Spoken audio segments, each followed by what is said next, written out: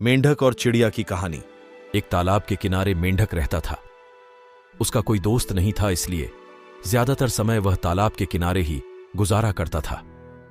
एक दिन वह तालाब के बाहर घूम रहा था, तभी एक चिड़िया उसके पास आकर बैठ गई और उससे पूछने लगी, तुम तालाब के बाहर क्यों घूम रहे हो? क्या तुम्हें तालाब में रहना पसंद नहीं है? मेंढक ने निराशा से कहा, मेरा कोई दोस्त नहीं है, इसलिए मुझे तालाब में रहना पसंद नहीं है। चिड़िया ने मेंढक से कहा, क्या तुम मेरे दोस्त बनोगे? मेंढक ने बिना कुछ सोचे समझे चिड़िया से दोस्ती कर ली।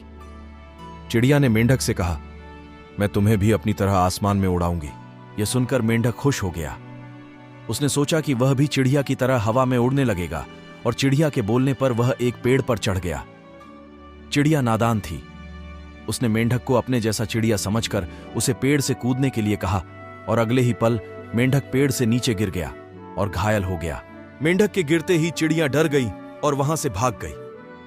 वह धीरे धीरे घिसटता हुआ तालाब में चला गया। मेंढक को अपनी मूर्खता पर बहुत दुख हुआ।